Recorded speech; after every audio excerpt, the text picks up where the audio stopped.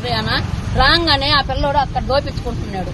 సరే ఏంది శ్రీకర్ అని అంటే ముందు దోసేరా తర్వాత సంగతి తర్వాత ఎట్టయినా చేసుకున్నాము అని అంటే శ్రీకరి నిట్టి నిలవను ఆడవాళ్ళని కూడా లేకుండా నిట్టి నిలవను దోపించేశాడు.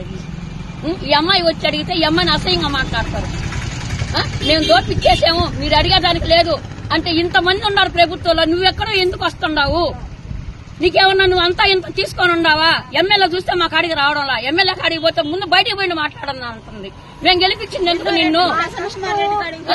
మేము గెలిపించింది ఎమ్మెల్యే మా కష్టం మీకు చెప్పుకున్నందుకు మీరు మమ్మల్ని బయటకు వెళ్ళిపోండి అని అంటున్నారు. ఇంటి ముందరకు పోతే కనీసం బయటికి పోయి మాట్లాడండి. మేమేం సాయం చేయం మేమేం ఇవ్వం. మీకు ఇల్లు ఇచ్చారు వెళ్ళిపోయి కట్టుకోండి. స్థలాలు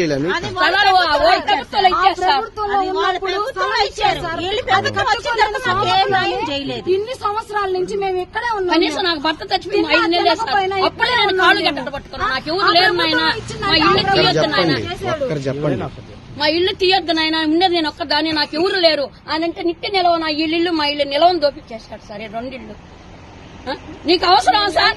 ఇంతమంది ఉన్నారు గెలిచిన వాళ్ళు, నువ్వు ఒక్కడే ఎందుకు వస్తున్నావు ఇక్కడికి? శ్రీకర్ సార్ ఏం చేయడు, ఆటో తోలుకుంటాడు, ఈ ప్రభుత్వం వాళ్ళకాడ తింటా ఉంటాడు. అది వాళ్ళకాడ తినేది అవును వాళ్ళు వచ్చేది దోషిచ్చేస్తున్నారు. జగన్ ప్రభుత్వం మీరు అడిగితే ఏం సమాధానం చెప్పారు?